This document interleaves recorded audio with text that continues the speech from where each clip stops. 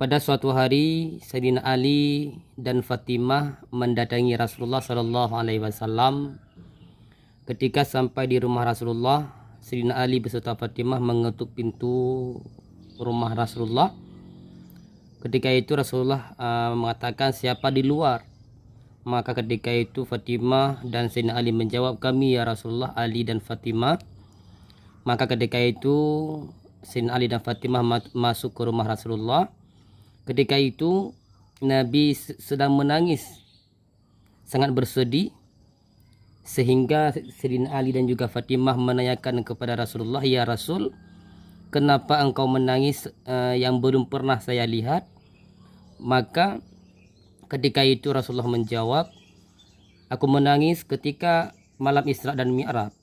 Aku melihat perempuan-perempuan yang sangat disiksa oleh Allah Ta'ala, penyebab dosa-dosa yang dilakukan semasa hidupnya. Ada yang digantung dengan lidahnya, ada yang juga digantung dengan kakinya, ada juga perempuan yang digantung dengan payudaranya. Maka ketika itu kata Sayyidina Ali, maka berdiri Siti Fatimah radhiyallahu anha kepada Nabi Shallallahu Alaihi Wasallam, berkata, Siti Fatimah, hai kekasihku dan cahaya mataku, kabarkan olehmu apa dosa atas mereka hingga jatuh atas segala mereka itu dengan berbagai siksa.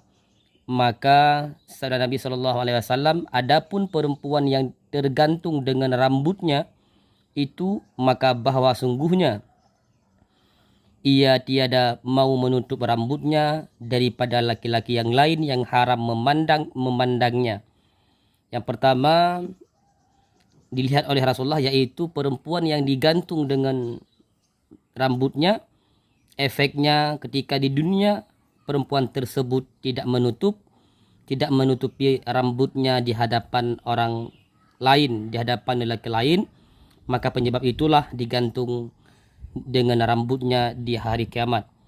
Dan adapun perempuan yang tergantung lidahnya dan air yang panas dituangkan ke dalam lehernya itu, maka bahwa sungguhnya ia menyakiti akan suaminya.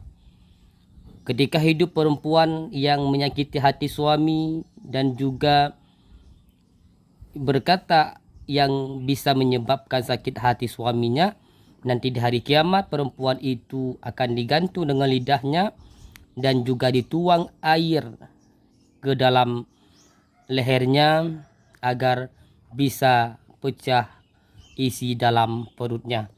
Bahaya luar biasa penyebab menyakiti hati suami. Dan adapun perempuan yang tergantung dua susunya, maka bahwa sungguhnya ia memberikan harta suaminya tiada dengan izinnya. Ketika ada orang yang meminta tetapi orang tersebut tidak mengizinkan dulu pada suami, maka nanti orang tersebut, perempuan yang memberi harta kepada orang lain tanpa setuju dengan suaminya, akan digantung dengan susunya di hari kiamat.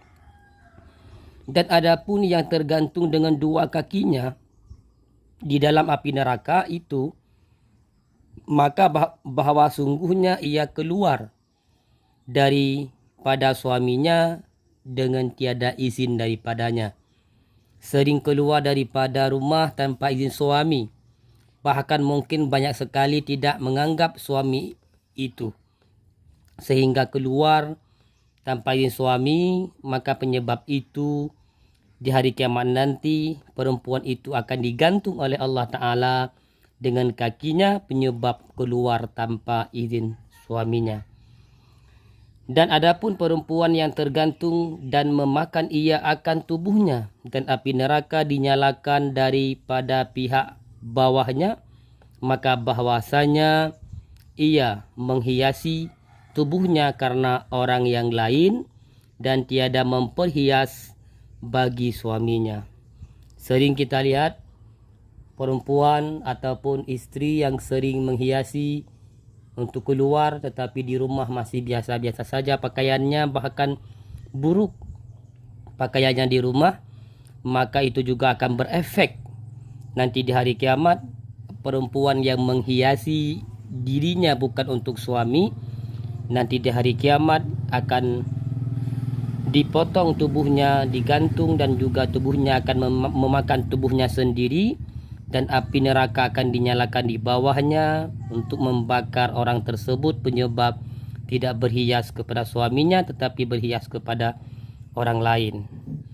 Dan adapun perempuan yang tergantung dengan kakinya yang tersebut kepada dua susu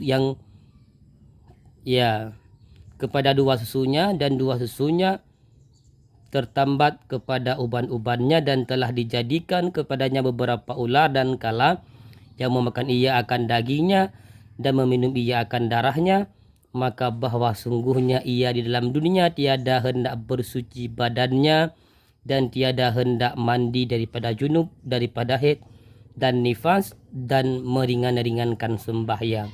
Luar biasa dosanya, yaitu orang-orang yang tidak mandi haid, tidak mandi junub, dan juga tidak mandi nifas, dan juga orang-orang yang meringankan sholat. Semoga kita bisa terhindar dari hal tersebut yang mungkin saat ini masih menyakiti hati suami. Ayo kita sama-sama memperbaiki agar kita bisa mendapatkan tempat yang bagus dan juga yang diridhai oleh Allah Subhanahu wa ta'ala.